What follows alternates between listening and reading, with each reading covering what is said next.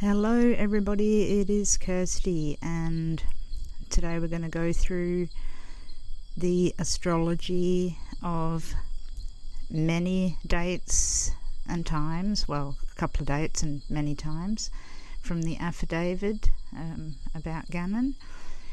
Now, specifically, we're sort of looking to see whether he did actually come home, but after having a look at all the charts, I can give a fairly good picture of what I think might have happened. So we have many dates starting from 10:16 on the 27th, when he was seen getting into the vehicle with Letecia. 10:45 there was a text from Gannon's phone to Harley saying Letecia's phone is at home, which they think was written by Letecia.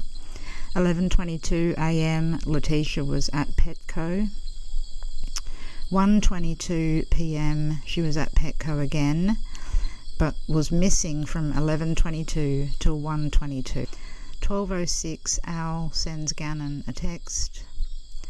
1:43 p.m. on the 27th there's a significant event, and that is a search on Gannon's phone by Letecia, which said, "Can my parent find my phone if it is turned off?" So that'll be charted, obviously. 2:19 is when Letecia and perhaps Gannon went home with her. 2:22 is when they entered the home. That was the movements of the interior videos. 2:30 the back doors opened. 2:38 the doors opened again. Now, 2:45, Letecia left her phone home all day, and she unlocked it at 2:45. So that's another important time. 3:15, Lena comes home from school. She was told Gannon was in her bed, sick, and she was sent outside. 3:55, Al sent another message to Gannon, which wasn't read until 7:40 p.m. 4:42, Harley arrived home and picked up Lena and went to the Dollar Tree, picked up some cleaning supplies, albeit unknown to them, I believe. 5:34 was the last time that Letecia was by herself with Gannon. Then we're going to jump forward to the 31st of January, when she hired a Nissan Altima. The police installed a GPS tracker, and her movements between 4:16 p.m. and 5:13 p.m. put her north of Palmer Lake and 105 South Perry Park Road. So we've got a whole bunch of times I should say, and we're going to start to look at them right now. The first one being the one we've looked at consistently, and that is 10:16, when he was last seen visually on camera. I'm going to try and do this the best way I can. As you can see, these are all charts here, and this is just condensed down really. So this is 10:16 when they were last seen on video. Okay, so we'll zoom in. As always, and I've mentioned it many times, this represents Gannon. That's Aries. The ruler of Aries is Mars. Mars in Sagittarius in the 8th house is Gannon. This one here, the 7th house cusp, is Libra. Change the colours there. And the ruler of Libra is Venus. Now, the co-ruler of Gannon, as I've said many times, is the Moon. So these are the players involved in this situation. So it appears to me, right off the bat at 10:16, she knew that Gannon was dying or was going to die. So it had already triggered in her mind that something was going to happen. And as I mentioned before, Neptune is tightly conjunct Venus here, so this is the point where she's just really off of her rocker, and it's squaring exactly that 16 to 16 Gannon. So there's a real anger towards Gannon at this point in time. He's inconvenienced her a lot already. She couldn't go to work. She has to stay home. And we can see from her Google search that she was concerned about making an excuse for going to work, but then made a crazy excuse that her stepfather was killed, that's Venus. That's insanity. So always keep in mind that Venus is Letecia, the Moon is Gannon, and Mars is Gannon. Okay, so that's at 10:16. The next one is the Petco visit number 1 at 11:22 a.m. Okay, so we don't change rulerships just because we're moving the chart. What we're doing is moving the chart around during the day to see how it fits with what happened. So at this point in time, at 11:22, Gannon, I'll just get a colour. Gannon is here, and that is still in the 8th house of death. She is here in the 11th house of goals and hopes and dreams. Hers are dashed, so her goals are to make someone pay for what they've done. Okay, so she's at Petco.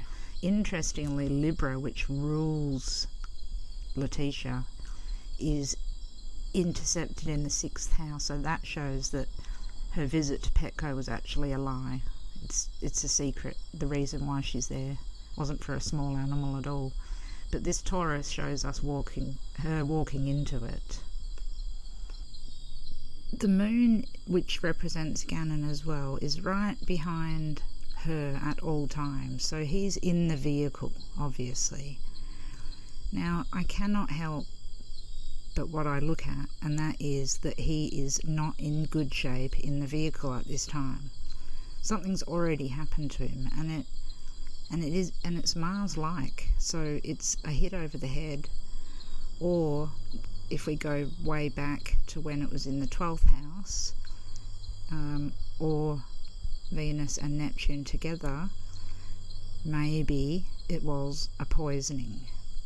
So maybe there was some poisoning involved in this, especially with Neptune at 16 and Mars at 16. But he was sick. Now, poisoning could have affected his stomach, which is the Moon, which is right next to this poison section. But there's also a possibility that he actually received a hit over the head in the morning, because Mars is the head and being hit over the head. Okay, so that's Petco visit number 1. He's nowhere in sight because he's in the vehicle. 1:20 p.m. This is when she is seen again at Petco. Once again without Gannon. So now we see Gemini on the ascendant. We see Gannon in the 6th house. I look to the 6th house because that represents animals, so the pet shop. So now she's in the pet shop. The 6th house is ruled by Mars, so it's ruled by Gannon. So she's had to go back to the pet shop because of something that's happened to Gannon between this 2 hours. And he now resides in the 6th house of health. The square is still there to Neptune and Letecia. The Moon is getting closer to those. So to me, that is, he is actually getting closer to his death at 1:20. Now then, that leads us on to the most significant time, which is 1:43, the time Letecia searched on Gannon's phone. Can a parent find my phone? So this is what the police deemed as being very, very significant. I'm going to try to zoom in as much as I can.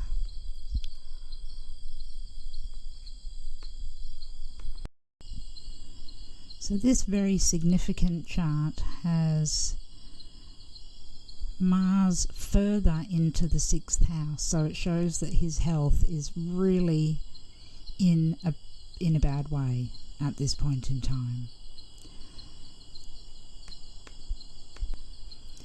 Now, not only that, we have Saturn, which is our body, and Pluto conjunct in the 8th house of death at this point in time.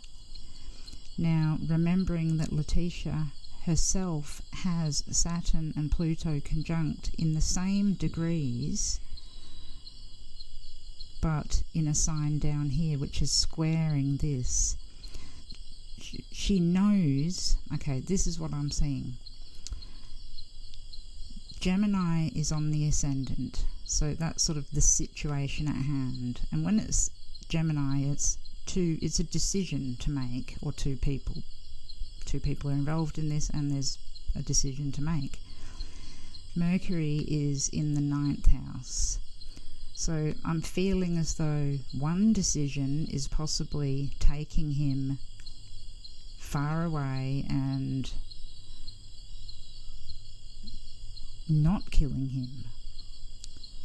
The other decision is this 8th house here, which just matches up to her natal chart so well that it was her decision in the end that something big had to change in the household, and death was going to be that changing point. So as we can see, the moon again, it's getting closer to Neptune and Venus, so to me this is all getting closer to the point where he is going to be deceased. I still feel at this point, when even though she's making this search on his phone, it's a preemptive search. So go down to the 3rd house cusp, because that's the phone. The 3rd house cusp is Leo. The ruler of Leo is the Sun. The Sun is in the 9th house, but it is on the 8th, just coming out of the 8th house of death.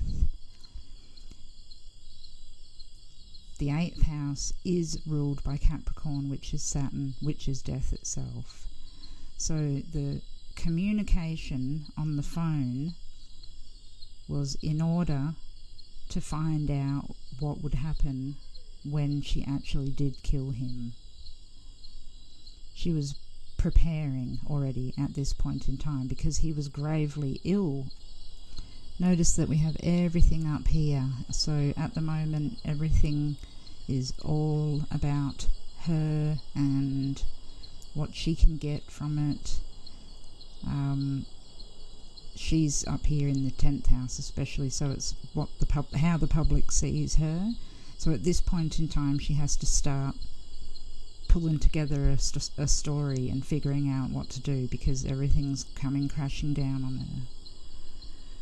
Okay, the next chart I have is, there are ones in between, but we don't need to do every one of them. 219, when they came home. They both came home. Now we believed that it was only her that came home. Zoom out a bit. So what can we see here that shows that they actually came home? Well, first of all, the ascendant here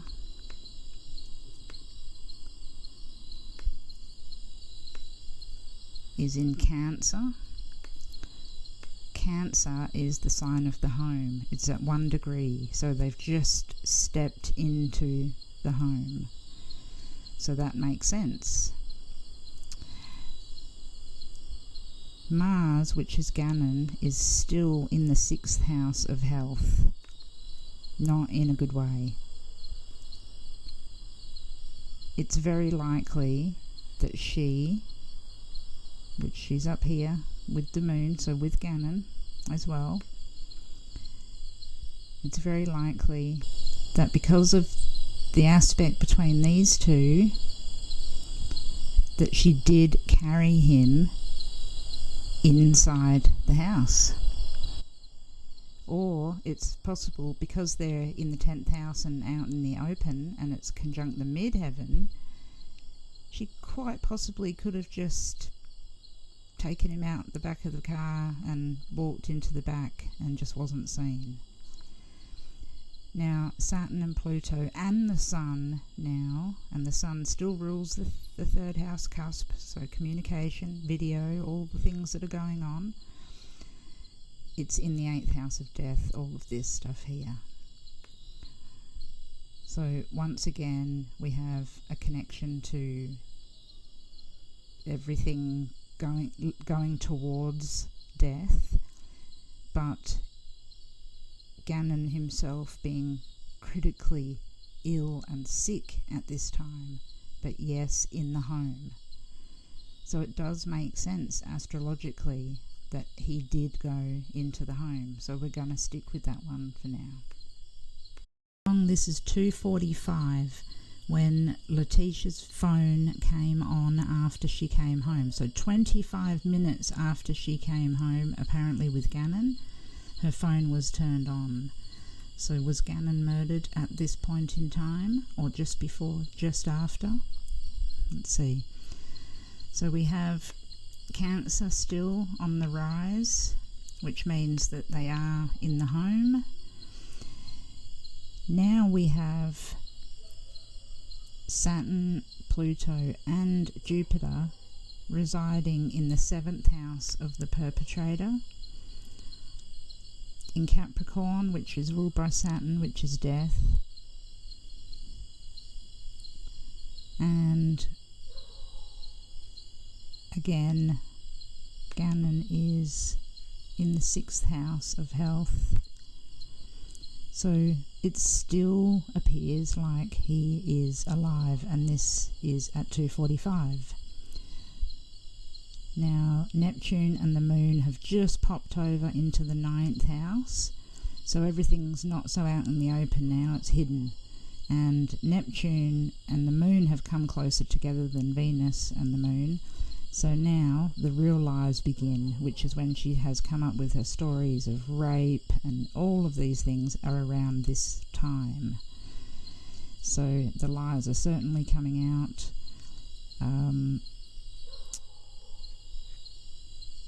In regard to Gannon, he's the moon, and in regard to her movement in the home. Okay, so next we will go to the last possible time that day that she could have hurt him, because this family would have come home. This was the last time that Gannon really could have been killed in the home, before his sisters came home and it would have been obvious what was going on. So Cancer is still on the rise, so that's showing us that everything is still happening in the home. Now we have Gannon, Mars, has moved away from the 6th house into the 5th house. This is not a good sign. This is a sign that the first child of her husband is in trouble. That's the fifth house. So the fact that it's moved out of the 6th house makes me believe that all the blood on the floor and on the bed and everything, the 5th house is also the bed in a child's room. So at 4 o'clock, I believe that he was hit over the head really hard. Now this is backed up as well by Saturn, which is being our deceased body, not our soul, just our skin and bones, is sitting right on top of the 7th house and Pluto is in the 6th house. So Pluto is very detrimental here, and Saturn shows that death has happened at the hand of an authority figure, or nigh on death. If he's not deceased at 4 o'clock, I would be very surprised. Now we're going to have a look at the 911 call, well, the emergency call. See what we can see there. Now it's going to be a lie, obviously, because we know she's allegedly the murderer. But let's have a look. So this is the emergency call to El Paso Police from Letecia Stout. Now, we always look to the 3rd house cusp because it's a phone call that was made. It's in Libra, so that's her, as you would remember from the start. She is ruled by Venus. Oops. And Venus is Libran territory. So that's her making a phone call. Now, the Venus is conjunct the 8th house cusp. So she's making a phone call about a runaway when in fact she knows that he is deceased. That's this area here. If you ever see the ruler of the 3rd house in a 911 call in the 8th house or conjunct the 8th house, you can almost guarantee that the person knows already what has happened to the person they're calling about. So that shows us that she already knows that he was deceased, or in the process of being deceased. I think he was actually deceased by this time. I was thinking that maybe he was alive throughout the night, but I don't believe that he could have stayed alive with so much blood loss. So this time at 6:55 we have her, the moon and Neptune, and the moon is at 13 now, getting closer still, in the 7th house of the perpetrator. So she is talking to the police about him being a runaway, but she is actually the perpetrator. And at this point in time, Gannon is in the 4th house, so he is in the home. This is the 4th house here, or otherwise known as the womb and the tomb. So I believe at this point in time she had him hidden. This is at 6:55. Now whether he was in the boot of the car, I'm not sure. I think he actually may have still been in the house at this point in time, 6:55. Okay, so when the police came to the house, it was 10:02. Now, we know from the affidavit that they believe that Gannon was actually in the back of the Tijuan vehicle at the time. Now, so at 10:02, the police came around and saw Letecia. There she is, right there. Oops. Libra, and her ruler Venus is in the 6th house. So they are there to discuss the welfare and the possible running away of Gannon. The moon is at 14 degrees now. It's getting closer to Neptune. So her ability to lie to them is really pretty easy at this point in time. Now, the biggest thing that I note is that although her and Gannon and the whole thing that she's discussing with the police is their routine and that he's with friends, etc., the square now to Mars, which is Gannon as we know, is in the 3rd house. The 3rd house is vehicles, and that to me is that he is in the trunk of the vehicle at that time. So it went from being in the house to now being in the trunk of the vehicle. And I believe that he was actually in the suitcase at this point in time in the vehicle. The police weren't to know because they were coming there in search of a runaway child to find out what the daily routine of this family was, etc. And her lies were getting better. She's planned a fair bit by now, and she's already hidden him in the trunk of the vehicle and moved the vehicle into a position where it's not easily seen, done a cursory clean-up. The police weren't going to see that at that point in time. Now, the police are represented by Saturn and the 10th house, so it shows that they're in the home, and Cancer up here is, the MC is police and Cancer is the home. So they're obviously in the home looking the best they can, but they don't even know that there's anything wrong. They honestly believe it's a runaway at this point. Thankfully, they had body cams on, so they got to re-look over what was seen that day and compared and so on. So that was 10:02 when the police came to visit. Now the next chart is the next day at 7:02 p.m. This is when she picked up the Volkswagen Tiguan from the Colorado Springs airport. Now, I have a theory that Gannon was actually in the back of that vehicle the entire time, and even at the airport. Now let's zoom in and have a look. So at 7 o'clock she was ready to go and have a look around and see where she could take Gannon. Okay, Gannon is in the 4th house.